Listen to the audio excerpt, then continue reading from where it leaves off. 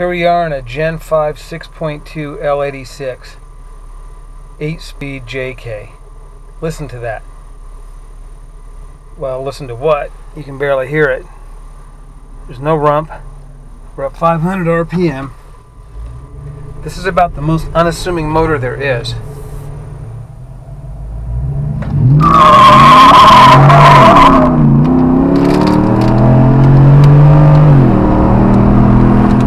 Here's what's amazing.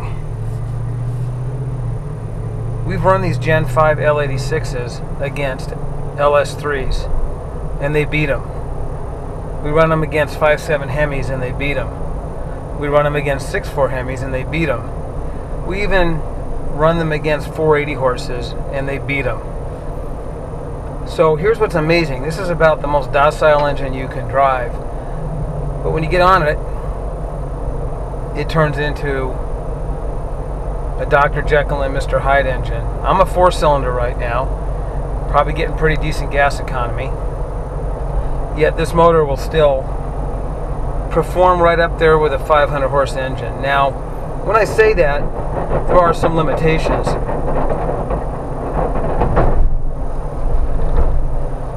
This engine puts out tremendous mid-range and low-end torque.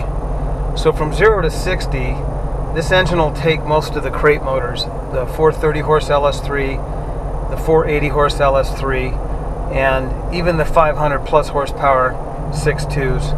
We did a 550 horsepower 6.2 recently, and while that had a lot of top-end power, off the line it did not have as much torque or power as this 6.2 has. This 6.2 right off idle is giving you tremendous torque, and by 2000 RPM you got so much torque available it moves the vehicle. It does top out at 6,000-ish RPM. It doesn't wind up like the high revving engines go, but if I had to put my money on this mild 6.2 L86 against the 480 and 500 horse engines, I put my money on this one, at least 0 to 60. Now in the upper RPM bands, things are going to change. If you took a 525 horse and put 538s in it with 35-inch tires, that's a whole different ballgame. We're talking heavy JKs with realistic street gearing. This L86 will outperform most of the performance engines that were out there, and this is just a truck motor. I'm very impressed. Now, this L86 had 488s in it, which was too tall for 37s. So we went down to 410s, and it does not seem to have lost any performance at all. In fact, it feels better. It cruises at incredibly low speeds. As you can see, I'm cruising along here at 45 miles an hour, just over 1,000 RPM, and it feels like I can get out and walk. It's just so docile. So what we're learning about these Gen 5s is where to take advantage of the torque curve they put out, and that is to gear tall. You got a 4.6 low ratio and a 0.6 top ratio. You got plenty of gears in this 8-speed to take advantage of the torque of this engine. And if you do it properly, what you end up with an engine that idles at 500 RPM but can still take a 6.4 Hemi and get reasonable economy. This Jeep got 17.2 miles to the gallon over a trip to Arizona and back at the speed limit, plus it wasn't being babied. 4-cylinder mode was active. You're not going to see many 500 horse engines doing that. And again, I do think that the 0 to 60 times on these L86s is going to be hard to beat, even with the higher horsepower engines.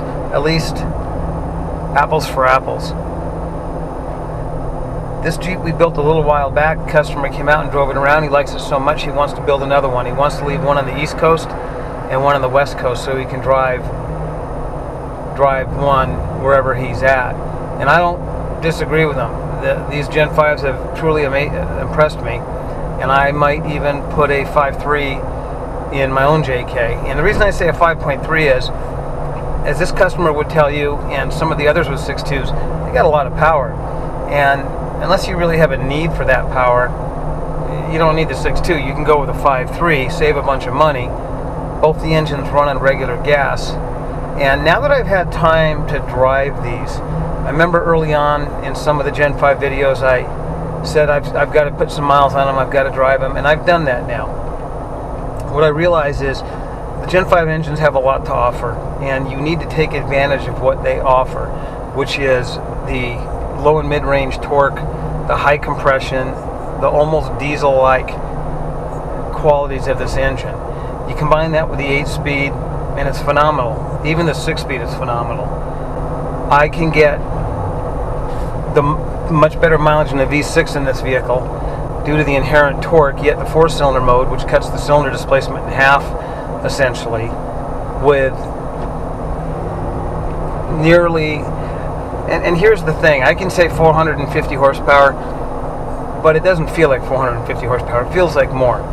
When you get into an LS3, you get a 480 horse, or even a 525 horse, you get on it, it winds up about 3,000 RPM, the thing comes alive, and it pulls hard to about 7.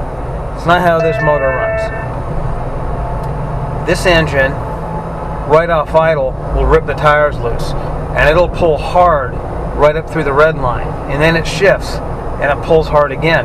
There is no rubber band power band, meaning you don't have to let it shift, get out of its power band, and then get back into its power band to pull.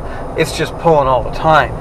So the end result is, even though it may have less horsepower than the higher performance engines, it has more usable horsepower and torque where you need it. I remember an old NASCAR guy once told me that torque gets you there and horsepower keeps you there. What you have to realize is torque is really what it's all about when it comes to moving these heavy JKs. And horsepower is great, but there's a limit on how fast you're going to move the vehicle with pure horsepower. And I can tell you, I've been doing the 480 and the 525 horse engines, and while they run great on trails and things, when you take these engines off the line, they just don't have the amount of torque that these Gen 5 engines have, in my opinion. And I think that the Gen 5 motor is going to end up becoming the gold standard of what we're going to be seeing in the engine swaps in the near future here. The other side of the Gen 5 motor is just how docile it is. It's nothing. There's no rump. There's no cam lobe. There's lope. It's just an extremely docile engine. I'm just cruising along here, touching the throttle, and this JK is accelerating. If I give it even the littlest amount of throttle, it just goes. And it's a different sensation than not only the Hemis and the V6s, but then the earlier LSs, having the instant torque available to you. So you really have to drive one to get used to it. And it took me a couple of days to get used to it, especially with the 8-speed. Now that we've geared this vehicle taller and went to 410s with 37s, it feels better to me. It's not shifting as much. It feels more like a 6-speed. So you don't want to overgear these Gen 5s. If you do, all you're going to be doing is spinning your wasting gas. A Gen 5 5.3 we did has 35-inch tires, and we've done some experimenting with it. When you open up that tune and take the torque management out, that vehicle will spin the tires not only in first but in second. When we put all the factory torque management back in and the brake pedal parameters, and the brake pedal has a lot to do with the performance in a Gen 5. The Gen 5 engine can sense when you're on the brakes and how much, so it can compression brake for you if you're going down a hill. If you try to power brake off the line and spin the tires with a Gen 5, it's just not going to happen because it knows you're on the brakes and it's going to limit the torque. Mitch has removed that restriction, and the Gen 5 just shows how much power it has. Even a 5.3 can spin the tires. So don't be fooled. Don't be thinking that just because this engine is docile and it gets good economy and it runs on regular gas, which is huge. I mean, if you're talking the 480 and 500 horse engines, even the 430 horse engine, you're buying premium. You're buying regular with this engine. So don't be fooled by the mild nature of this engine. When you get on it, it's a beast.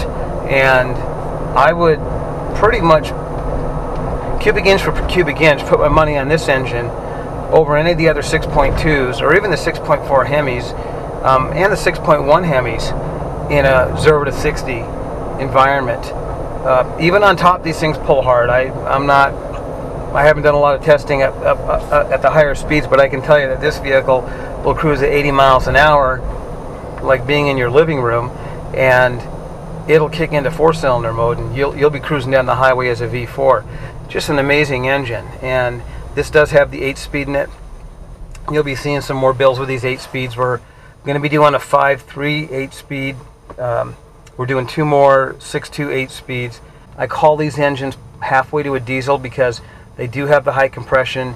They do have direct injection injectors that sound dieselish. You have to crank the engine over several revolutions just like a diesel to get the fuel pump primed, get the fuel pressure up, and it has to fight that compression in the cylinders because we're running over 11 to 1. So it starts like a diesel, and then idling it sounds kind of like a European diesel. So what we're doing is we're taking the gas motor and we're approaching diesel technology.